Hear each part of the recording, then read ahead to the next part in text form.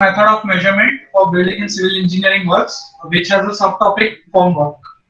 In formwork, basically nowadays there are many different types of formwork which we are using, like Doka, then standard Balex, aluminium formwork, and all.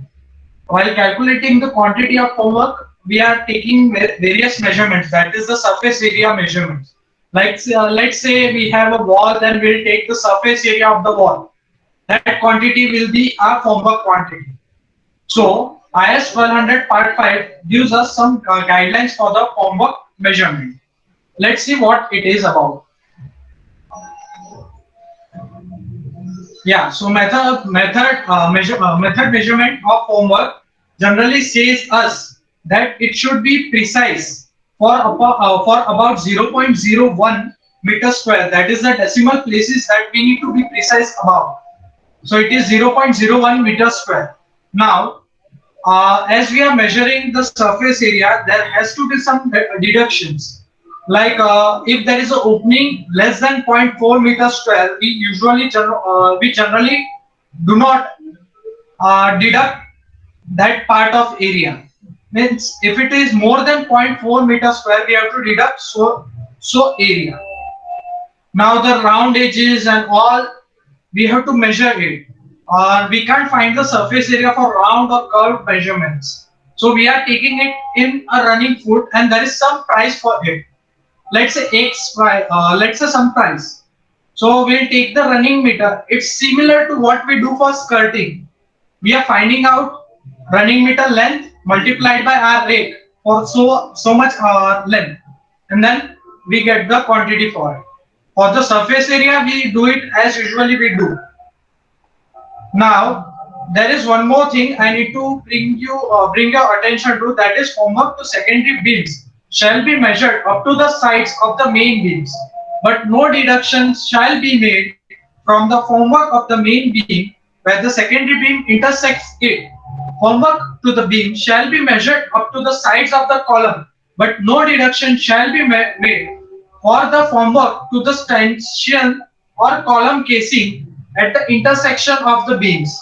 Actually, the last line I haven't understood, which I want to get it clarified from sir. But the above part, that is the formwork to secondary beam, shall be measured up to the sides of main beam.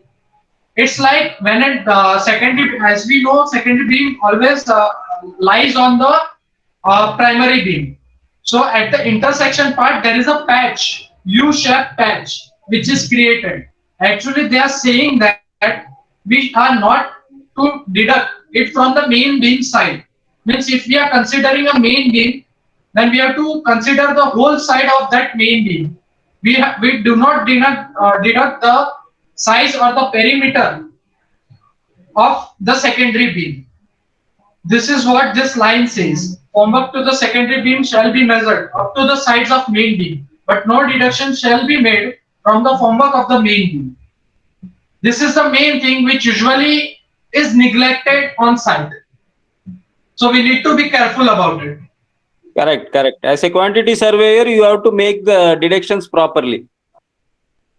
Yeah, so these are the descriptions of formwork given, like splayed edges, notching, allowance for overlaps and passings at angles, seizing and all.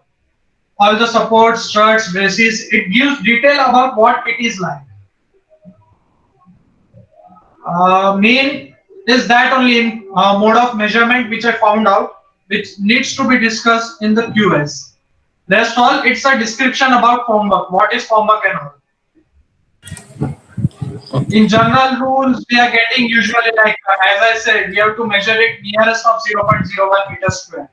And there is some other, we have to provide extra costing for work which is underwater or in liquid water.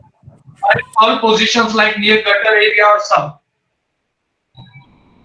So this is the thing actually in my presentation as far as it is concerned.